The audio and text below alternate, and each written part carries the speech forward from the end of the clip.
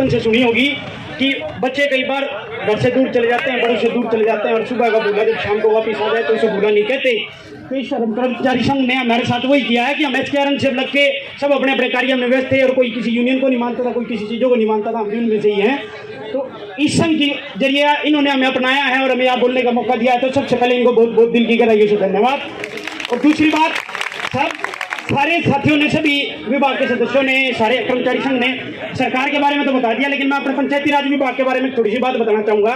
और जो ये सरकार जो ये बात कर रही है ना, एचकेआरएन पॉलिसी, और जो महिपाल डांडा जी का बयान आ रहा है कि हमने तो किसी एक घर में चूल्हा जला दिया जी, उसको मत बुझाओ जी, हमने तो एलईसी पॉलिसी बनाई है, तो आप इसको एचकेआरएन पॉलिसी मत कहो, आप इसको कहो यूज एंड थ्रो पॉलिसी, कि हमने तो बात की यूज थी, हमने आपका यूज करा, बाद में आपको थ्रो कर दिया।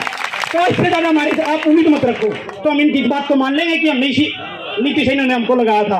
और हरियाणा कौशल रोजगार में जब हम पंचायती राज जई में लगे थे, तो पूरे पंचायती राज जई में कोई भी ऐसे पुराने एक्शन, पुराने एसडीओज, इतने कोई भी सक्षम नहीं थे जो CWP पोर्टल जो बना रखा सरकार ने उसको चला लेते हो। हम सभी वो साथी नए जई थे जिन्होंने उस पोर्टल को चलाया और सरकार का इस विभाग को चलाने का काम करा। आज इस विभाग में तो पक्के जई आगे तो हम हटाने का रास्ता दिखा दिया। और रही बात जो है सरकार डंके बजाती है कि हमने इतने रोजगार दे दिया, इतनी पक्की नौकरियां दे दी। 2019 जई पंचायती राज मतलब जो विभाग की नौकरी थी, 1260 वैकेंसी आई थी, भर्ती का मैं भुगत भोगी हूँ, उसके वेटिंग मार्क्स पे था। ये तो वो सरकार और वो कमीशन है जो हरियाणा में सवाल पूछते हैं, बोले हरियाणा की राज्य में बहने वाली मुख्य नदी कौन सी है, और ये उसका गंगा उत्तर मानते हैं। यमुना का इन्होंने उचित खत्म कर दिया। एक क्वेश्चन उसी विभाग में था कि पश्चिमी गढ़वाल के हिमने से निकलने वाली मुख्य नदी कौन सी है, ये उसको यमुना की जगह सरस्वती मानते हैं। जिस सरस्वती का आज तक किसी को ये नहीं पता कि सरस्वती का कहां से निकलना था, उसका ये आंसर मानते हैं। और उस आंसर की में घटले करके बाद में आंसर की रिवाइज के माध्यम से डॉक्यूमेंट वेरिफिकेशन वगैरह कराते हैं, उसमें अपने आदमियों को पूछाने का जो 10 नंबर इन्होंने चला रखे थे उसके जरिए करते हैं। रही सीटी की पॉलिसी, सभी जानते होंगे जिसने सीटी दिया, मैंने सीटी दिया, और ये तो 800 का 4 गुना कभी 3600 मानते हैं। उस 3600 में हमारा नाम आ जाता है, हम पेपर दे जाते हैं, 70 नंबर होते हैं, मानते हैं हम जेल लग जाएंगे, हमारी नौकरी मिल जाएगी। कभी ये 880 का लगभग 900 का 4 गुना बनाते हैं 1600। अभी अगस्त 2024 की बात है, तब इन्होंने भर्ती नहीं 1600 जइए इन्होंने पेपर में बैठाया और 900 का जेल लगा दिया। तो ये क्या दिन पिटते कि इन्होंने सरकारी नौकरियां दी हैं। इनकी किसी भी कार्य प्रणाली में किसी भी तरह का कोई भी मेरे को ढंग से काम करने की नीति कभी भी नहीं दिखती।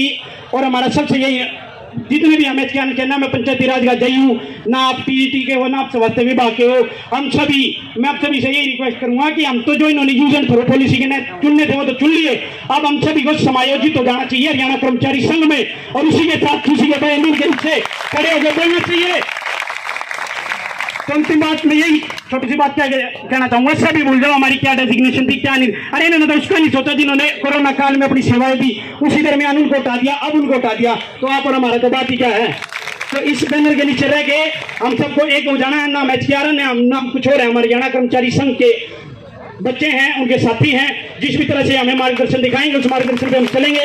और रही बात जैसे आजादी की लड़ाई है, जैसे ये कहते आ रहे हैं हमें आगे के लिए जुड़ते रहना है इनके साथ, महीने 2 महीने में 15 दिन में 20 दिन में जब भी हमें कॉल दे, चाहे हमें रोजगार मिले चाहे हमें रोजगार ना मिले, या हमें आगे किसी और एडजस्टमेंट कर दे, हमें इस संघ का भूलना नहीं है। इस संघ के साथ इनके कंधे से कंधा मिला के, इनके पैरों के पीछे चल के इस संघ को और मजबूती देनी है। और अपने प्रति जैसे आज ही हमारे लिए आवाज उठा रहे हैं, उसी तरह से आगे जब हमारी नई पीढ़ी आएंगी तो उनके लिए आवाज हमें उठानी है। बहुत बहुत धन्यवाद।